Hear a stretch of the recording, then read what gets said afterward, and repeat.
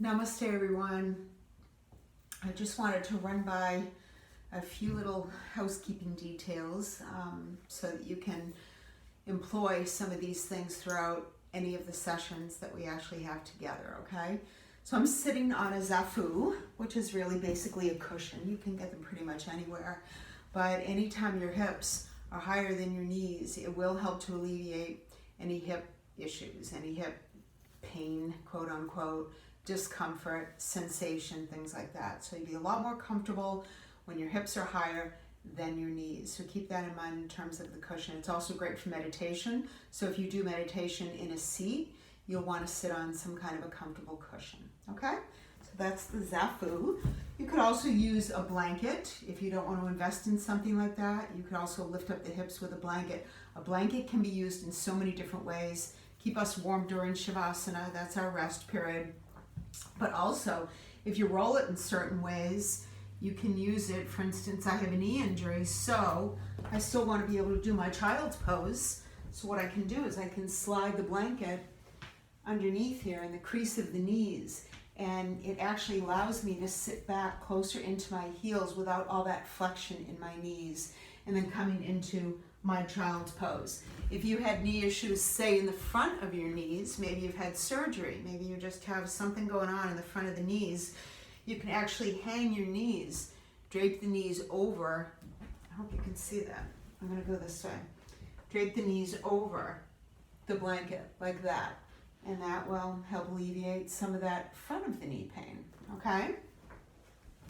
Then, of course, we have our yoga block. This is a real cheap investment. You can get it pretty much anywhere, Marshalls, TJ Maxx, Target, wherever, but great investment. It's great actually to have two of them, but if you only want to invest in one, that would be fine too. So it is 3 different heights. This is the lowest height, this is the medium height, and this is the tallest height. And we use this block in so many ways. My gosh, if you don't have a lot of flexibility in your hamstrings, for instance, you can rest your fingers, say, in a flat back on the block. You can also sit on the block. We use it for different ways. If we're doing Paschimottanasana, which is a seated forward fold, and we want to go a bit deeper, we can slide the block behind the feet and then actually catch the block.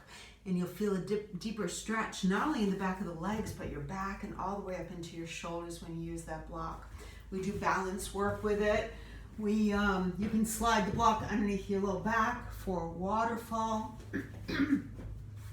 You can try to get your legs high toward the ceiling and do balancing with just the block underneath your feet, so forth and so on. So this is a great tool to have as your yoga block.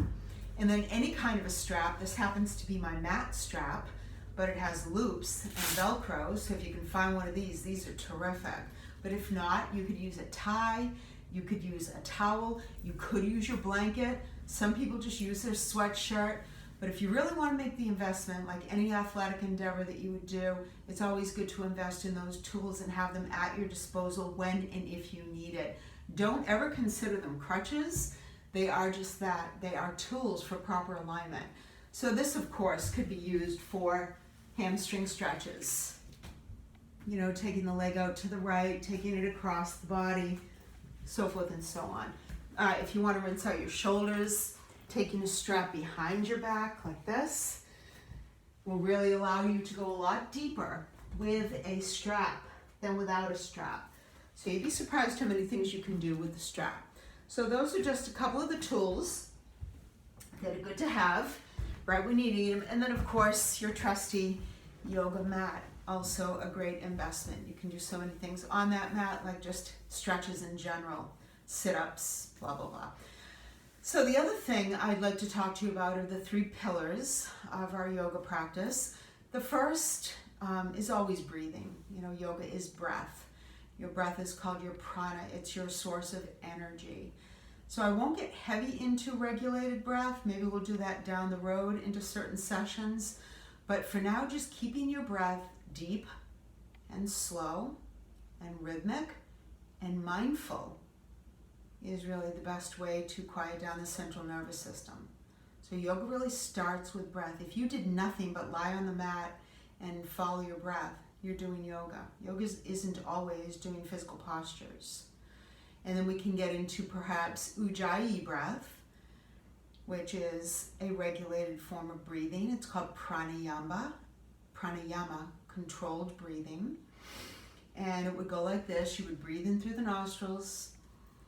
And just when the air drags in through the nostrils and down into the throat, you start to tighten up the deep parts of your throat. Your whisper muscles is really what it is. And it starts to create some sound when you constrict or create tension in that deep part of the throat. So try that maybe. Lips closed, breath in. And then as you breathe out, that same tightening you want to maintain, breath leaves through the nostrils.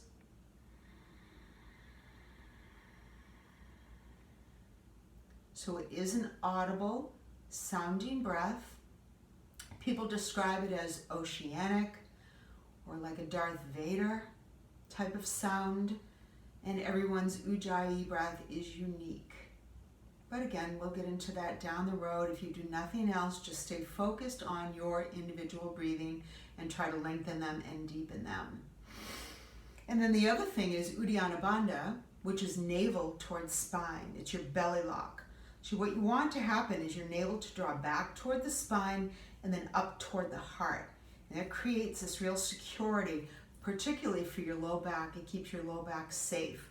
But it's also a great way to strengthen and tone your belly throughout your yoga practice. So we get natural toning and natural strengthening of the core deep, deep, deep within just by maintaining those bandhas. So Uddiyana Bandha means fly up lock. So lock and fly up, okay? So create your bandhas, maintain your breathing. The last pillar of your practice is your drishti, and that's your eye focus, your eye gaze. So you want to be very, very focused with the eyes, yet the facial muscles stay relaxed. Along with the eye muscles, they stay relaxed, yet the eyes are focused on one spot. Remember this quote, where the eyes go, the mind will follow. So if your eyes and your head are darting all over the place, you're not in your practice. You're not present. You're not on your mat. You're drifting and following what else is going on in your periphery or forward or back, or wherever your eyes are. You want to maintain that focus. And that also is very quieting and calming to the nervous system.